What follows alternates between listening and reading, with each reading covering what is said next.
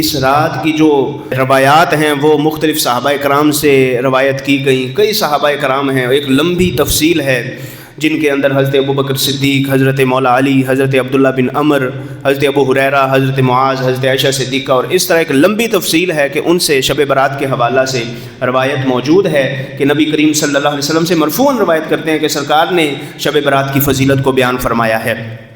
ایک حدیث میں عرض کرتا ہوں تفصیل سے، مسند احمد بن حنبل میں موجود ہے 26546 اور شعب الایمان میں موجود ہے جلد نمبر 3 صفحہ 382 اور حدیث نمبر 3835 کہ حضرت عائشہ صدیقہ کہتی ہیں کہ ایک رات، چونکہ آپ زوجہ ہیں نبی کریم صلی اللہ علیہ وسلم کی، بیوی ہیں نبی کریم صلی اللہ علیہ وسلم کی، تو آپ کہتی ہیں ایک رات میں نے نبی کریم صلی اللہ علیہ وسلم کو غیر موجود پایا اپنے پاس. فقدت رسول اللہ صلی اللہ علیہ وسلم، میں نے دیکھا کہ سرکار علیہ الصلاۃ والسلام کی چونکہ کئی ازواج مطہرات تھیں اور شریعت کے مطابق پھر جب زیادہ ازواج ہوں تو ان میں جو ہے وہ تقسیم کی جاتی ہے، راتوں کی تقسیم کی جاتی ہے. تو سیدہ پاک کہتی ہیں کہ سرکار دو عالم صلی اللہ علیہ وسلم میرے پاس موجود نہیں تھے، تو فخرجت اتبعہ، میں سرکار کے پیچھے نکلی کہ سرکار کہاں تشریف لے گئے ہیں، میں سرکار کو تلاش کرنے کے لیے نکلی. تو میں نے دیکھا فَأَدْرَكْتُهُ بِالْبَقِيعِ کہ سرکار جنت البقیع میں موجود ہیں. جنت البقیع جو قبرستان ہے مدینہ شریف میں، سرکار دو عالم صلی اللہ علیہ وآلہ وسلم کے روضہ انور کے پڑوس میں نصیبوں والے وہاں پہ دفن ہوتے ہیں. تو اس قبرستان میں ہمارے آقا صلی اللہ تعالی علیہ وآلہ وسلم آپ موجود ہیں. اور سرکار کس حال میں موجود ہیں؟ اب یہ رات کون سی ہے؟ شب برات، شب برات یعنی 15 شعبان ہے، اور 15 شعبان کی رات یعنی شب برات میں نبی علیہ السلام موجود کہاں ہیں؟ ایک قبرستان کے اندر. تو یہاں سے یہ بات واضح ہوئی کہ شب برات کو قبرستان میں جانا یہ مستحب ہے، بالخصوص جیسے سرکار گئے. اور اس کا فائدہ یہ ہوتا ہے کہ جب بندہ قبروں کو دیکھتا ہے تو اپنی آخرت یاد آتی ہے، اپنی قبر یاد آتی ہے، اور کسی ولی کے پاس بندہ چلا جائے تو اللہ ان کا فیض بھی عطا فرماتا ہے. تو سرکار کھڑے ہیں وہاں پہ، اپنا سر مبارک آسمان کی طرف بلند کیا ہوا ہے سرکار نے، اور مسلسل یستغفر للمؤمنین والمؤمنات، اللہ تبارک و تعالیٰ سے دعائیں کر رہے ہیں، یا اللہ مسلمانوں کی بخشش فرما، بخشش فرما، بخشش فرما. مردوں کے لیے بھی عورتوں کے لیے بھی. جنت البقیع کے اندر شب برات میں جنت البقیع جو قبرستان ہے اس میں سرکار موجود ہے، اور آسمان کی طرف نبی علیہ السلام اپنا چہرہ اقدس بلند کر کے دعائیں کر رہے ہیں کہ یا اللہ مسلمانوں کی بخشش فرما، مسلمان مردوں کی بھی بخشش فرما، مومن عورتوں کی بھی بخشش فرما، والشہداء، اور شہداء جو بھی ہیں ان کی بخشش فرما. اور نبی کریم صلی اللہ علیہ وآلہ وسلم نے جب دیکھا کہ حضرت عائشہ آ گئی ہیں تو فرمایا اے عائشہ جانتی ہو یہ رات کون سی ہے؟ میں قبرستان میں آیا ہوں، تم جانتی ہو اس رات کی خصوصیت کیا ہے؟ میں اب تمہیں سمجھاتا ہوں. یعنی مراد یہ ہے کہ اے عائشہ میں آیا ہوں قبرستان، حالانکہ اس وقت میں نے گھر میں موجود ہونا تھا اور یہ ٹائم ہے گھر میں ہونے کا، مگر میں قبرستان آیا ہوں اور آپ بھی مجھے تلاش کرتی کرتی آ گئی ہیں. تو میں اب اے عائشہ تمہیں بتاتا ہوں کہ اس رات کی خصوصیت کیا ہے، اس رات میں کیوں قبرستان آیا ہوں. نبی کریم صلی اللہ علیہ وسلم ارشاد فرمانے لگے ہذہ لیلۃ النصف من شعبان، اے عائشہ یہ چونکہ شعبان کی 15ویں رات ہے، شعبان کی 15ویں رات ہے، تو ان اللہ عز وجل ینزل لیلۃ النصف من شعبان الی السماء الدنیا. فرمایا اس رات اللہ تبارک و تعالی یہ جو آسمان ہمیں نظر آ رہا ہے، کتنی تعداد ہے آسمانوں کی؟ 7. تو 7 میں یہ جو ہمیں آسمان یہ والا نظر آ رہا ہے زمین کے اوپر، فرمایا اس آسمان پر اللہ خصوصی تجلی فرماتا ہے، خاص تجلی اور خاص نور کا نزول ہوتا ہے اور خاص توجہ کا نزول ہوتا ہے. اللہ خاص توجہ فرماتا ہے اس آسمان پر اپنی شان کے مطابق. اور فَيَغْفِرُ لِأَكْثَرَ مِنْ عَدَدِ شَارِ غَنَمِ كَلْبٍ، فرمایا جو بنو کلب قبیلہ ہے نا عرب کا، فرمایا اس قبیلے کے لوگ چونکہ بہت زیادہ بکریاں رکھتے ہیں، فرمایا اس قبیلے کے لوگ جتنی بکریاں رکھتے ہیں ان بکریوں کے جتنے بال ہیں، فرمایا ان بالوں سے بھی زیادہ تعداد میں لوگوں کی اللہ اس رات بخشش فرما دیتا ہے. جتنے بال ہیں، بالوں کی گنتی تو کی نہیں جا سکتی. تو پتہ چلا اللہ کی مہربانی ان گنت ہے. اللہ تبارک و تعالیٰ کی رحمت کا دریا جو ہے وہ اتنا وسیع ہے کہ ہم اس کو شمار نہیں کر سکتے۔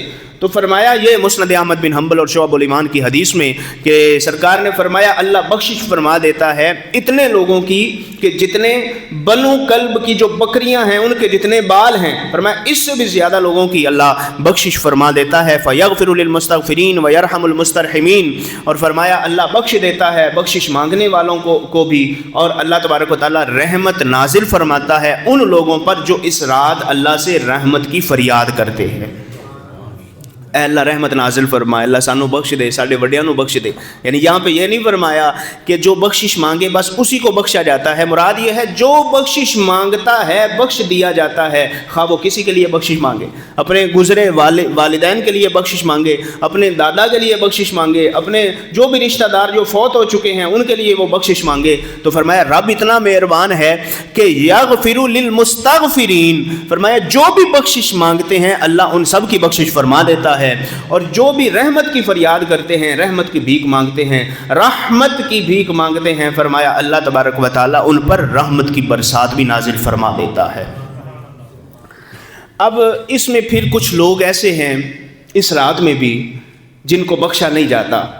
بخش تو دیتا ہے اللہ اتنے لوگوں کو، مگر کچھ ایسے بد نصیب ہیں کہ اللہ اتنی تعداد میں لوگوں کو بخشے مگر پھر بھی کچھ لوگ اس رحمت کے سائے میں نہ آئیں، تو وہ کتنے بد نصیب ہوں گے کہ رب لا تعداد لوگوں کو بخش رہا ہے تو اندر ہمارا بھی نام آنا چاہیے۔ تو اگر خدا نخواستہ نہ آئے تو یہ کتنی بڑی بدبختی ہے۔ تو سرکار دو عالم صلی اللہ علیہ وسلم نے مختلف حدیث کے اندر اس کو بیان کیا کہ وہ کون کون لوگ ہیں کہ جن کو اس رات بخشا نہیں جاتا۔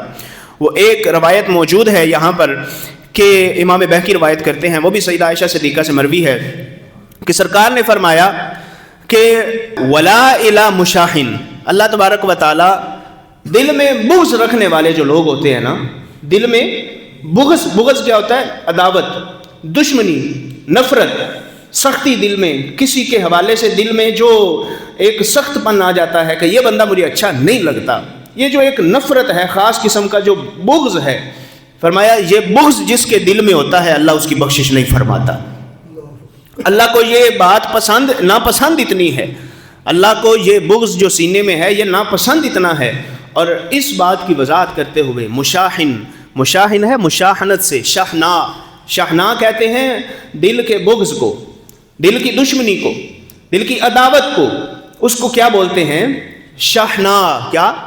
شحنا عربی میں بولتے ہیں۔ تو اسی سے ہے مشاحن، یعنی جس کے سینے میں وہ شحنا موجود ہو اس کو مشاحن بولتے ہیں، جس کے سینے میں وہ عداوت اور دشمنی موجود ہو اس کو مشاحن بولتے ہیں۔ تو اس شحنا کی وضاحت کرتے ہوئے کہ یہ اللہ تبارک و تعالیٰ جس بندے کو نہیں بخشتا اس رات وہ مشاحن کون ہے، اس کی وضاحت کرتے ہوئے نا ایک اور اس کا مفہوم بیان کیا گیا۔ امام اوزاعی رحمۃ اللہ علیہ، امام اوزاعی، کیا نام ہے؟ امام اوزاعی رحمۃ اللہ تعالی علیہ، یہ آپ کی ایک نسبت ہے، اوزاعی نام اور ہے۔ تو آپ کا وصال ہے 157 ہجری میں، 157 ہجری میں، اور امام بخاری کی وفات ہے 256 ہجری میں۔ کب ہے 200؟ یہ بولنا نہیں، یاد رکھنا ہے۔ امام بخاری کی وفات کب ہے؟ 256 ہجری میں، اور امام اوزاعی کی وفات ہے 157 ہجری میں، یعنی امام بخاری سے بھی تقریباً 99 سال پہلے ان کی وفات ہو چکی تھی۔ امام بخاری سے بھی پہلے کے ہیں امام اوزاعی، اور ان کے استادوں میں امام محمد باقر رحمۃ اللہ تعالی علیہ کا نام آتا ہے۔ امام محمد باقر، امام محمد باقر کون ہے؟ مسکرا دینا، سبحان اللہ بولے پیار سے۔ امام محمد باقر کے والد گرامی کون؟ امام زین العابدین، اور آگے امام حسین، اور آگے مولا علی رضی اللہ تعالی عنہ، پیار سے بولو سبحان اللہ۔ وہ امام محمد باقر رحمۃ اللہ علیہ وہ استاد ہیں ان کے امام اوزاعی رحمۃ اللہ تعالی علیہ کے۔ کلے نصیباں نے امام اوزاعی جنہ دے استاد امام محمد باقر نے، یعنی جنہ دے استاد او نے کہ جنہ دے دادے امام حسین رضی اللہ تعالیٰ عنہ نے۔ اور پھر امام اوزاعی رحمۃ اللہ علیہ کے جو شاگرد ہیں وہ امام مالک رحمۃ اللہ علیہ، اتنے عظیم امام، اور دوسرے امام عبداللہ بن مبارک رحمۃ اللہ تعالیٰ علیہ، یہ شاگردوں میں۔ اب یہ تفصیل کیا بتانے کا مقصد کیا ہے؟ امام اوزاعی رحمۃ اللہ تعالیٰ علیہ آپ فرماتے ہیں، امام ابن رجب حنبلی رحمۃ اللہ علیہ نے اپنی کتاب لطائف المعارف کے اندر صفحہ 266 پہ اس بات کو لکھا کہ یہ جو امام اوزاعی ہیں انہوں نے شاہناہ کی تفصیل یوں کی ہے، وہ کہتے ہیں کہ وقد فسر الاوزاعی هذه الشحناء المانعة بالذي في قلبه شحناء لاصحاب رسول اللہ صلی اللہ علیہ وسلم. فرمایا یہ جو سرکار نے فرمایا نا کہ جس کے سینے میں بغض ہو اللہ اس کی بخشش نہیں فرماتا. امام اوزاعی جو کہ امام باقر کے شاگرد ہیں وہ فرماتے ہیں اس سے مراد یہ ہے کہ جس کے سینے میں صحابہ اکرام کا بغض ہو اللہ اس کی اس رات بخشش نہیں فرماتا. رسول اللہ صلی اللہ علیہ وسلم کے کسی صحابی کا بغض موجود ہو، کسی صحابی کا بغض موجود ہو، فرمایا اس رات اللہ تعالیٰ اس کی بخشش ایویں دی دشمنی بنائی پھر دو، ایویں دی عداوتاں بنائی پھر دو، فلاں نے یہ کیا فلاں نے یہ کیا، تم کیا ہوتے ہو اور تم کون لگتے ہو. شیخ سید عبدالعزیز دباغ رحمۃ اللہ تعالیٰ علیہ بڑے عظیم سید ہیں، وہ جن کی پیدائش کی خبر خود رسول اللہ صلی اللہ علیہ وسلم نے عطا فرمائی تھی. سیدنا شیخ سید عبدالعزیز دباغ رحمۃ اللہ تعالیٰ علیہ آپ کی والدہ محترمہ کے ماموں جان کے خواب میں آ کر نبی کریم صلی اللہ علیہ وسلم نے فرمایا تھا کہ تمہاری بھانجی کے ہاں ایک ولی کبیر پیدا ہوگا، بہت بڑا ولی پیدا ہوگا، اور مراد حضرت سیدنا شیخ عبدالعزیز دباغ رحمۃ اللہ تعالیٰ علیہ تھے. اور وہ سیدنا شیخ عبدالعزیز دباغ رحمۃ اللہ تعالیٰ علیہ آپ فرماتے ہیں کہ رسول اللہ صلی اللہ علیہ وآلہ وسلم کے ہر صحابی میں حضور کی ایک جھلک موجود ہے. یہ نہیں کہ صرف آپ یہ کہیں کہ سرکار نے صرف حضرت صدیق اکبر کو فیضان عطا فرمایا، حضرت عمر کو نہیں دیا، یا خلفائے راشدین کو عطا فرمایا اور دیگر صحابہ کو نہیں دیا. فرمایا جو 1 لاکھ سے زیادہ کم و بیش 1.25 لاکھ صحابہ اکرام ہیں، فرمایا سرکار نے ہر صحابی کو کسی نہ کسی طریقے سے ضرور فیضان عطا فرمایا ہے. ضرور سرکار نے مہربانی ان پر کی ہے جس نے بھی ایمان کی نگاہ سے چہرہ مصطفیٰ صلی اللہ علیہ وسلم کی زیارت کی ہے. اور آگے فرمایا جو بندہ سرکار صلی اللہ علیہ وآلہ وسلم کے کسی ایک صحابی کا بھی انکار کرے گا، فرمایا چونکہ وہ صحابی حضور علیہ الصلاۃ والسلام کی ایک جھلک اس صحابی میں موجود ہے، لہٰذا اس بندے کا اللہ سے تعلق کٹ جائے گا، اللہ سے تعلق ہی نہیں ہے. یہ بہت بڑے ولی، یعنی وہ ولی کہ جنہیں سرکار دو عالم صلی اللہ علیہ وسلم نے فرمایا کہ یہ بہت بڑا ولی ہے، وہ فرماتے ہیں کہ اس بندے کا رب کے ساتھ کوئی تعلق ہی نہیں ہے جس کے سینے میں میرے محبوب صلی اللہ تعالیٰ علیہ وسلم کے کسی صحابی کا بغض موجود ہے. تو یہ صحابہ کرام کی محبت. امام اوزاعی رحمۃ اللہ تعالیٰ علیہ آپ ارشاد فرماتے ہیں کہ نبی کریم صلی اللہ علیہ وسلم کے کسی صحابی کی نفرت دل میں موجود ہوگی، اللہ سب کو بخش دے گا، مگر اللہ اس بندے کی بخشش نہیں فرمائے گا کہ جس کے سینے میں سرکار کے کسی ایک صحابی کی بھی نفرت موجود ہوگی، عداوت موجود ہوگی. کیسی بد نصیبی ہے، کیسی بد نصیبی ہے. اللہ ہدایت عطا فرمائے بے ہدایتوں کو، بلا وجہ کی ضد لگانے والوں کو اللہ تبارک و تعالیٰ ہدایت عطا فرمائے. ولا الی قاطع رحم، یہ پہلا بندہ ہو گیا جس کے سینے میں کیا موجود ہے؟ بغض.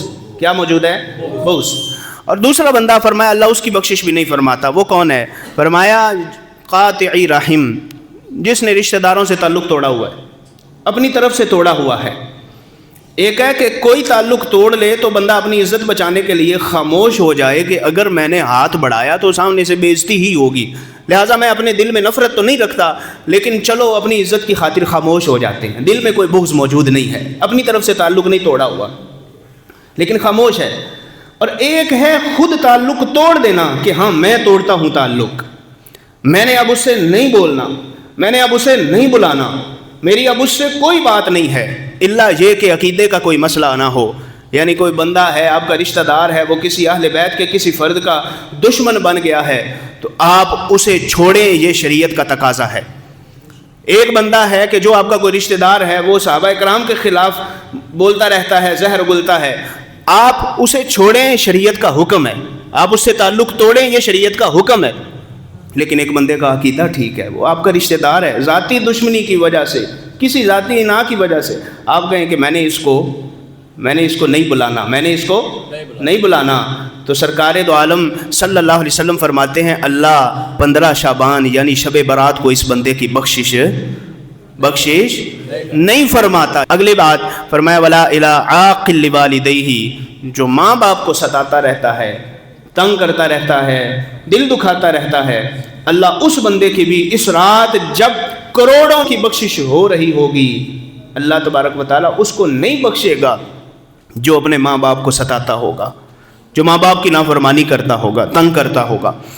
اور ولا الی مدمن خمر، فرمایا وہ بندہ جو شراب کا عادی ہے، چھوڑتا ہی نہیں ہے، شراب کا عادی بن چکا ہے، فرمایا اس شرابی کی بھی اللہ تبارک و تعالیٰ اس رات بخشش نہیں فرمایا۔ کیسی بد نصیبی ہے کہ جس رات اللہ کی رحمت چھما چھم برس رہی ہے، اللہ تبارک و تعالیٰ کی طرف سے خاص تجلی اس پہلے آسمان پر موجود ہے، اور اللہ تبارک و تعالیٰ مہربانیاں فرما رہا ہے، بخش رہا ہے، اور اس بندے کی بخشش ہی نہیں ہو رہی، تو کیسی بد نصیبی ہے۔ اللہ تبارک و تعالیٰ بے ہدایتوں کو ہدایت عطا فرمائے۔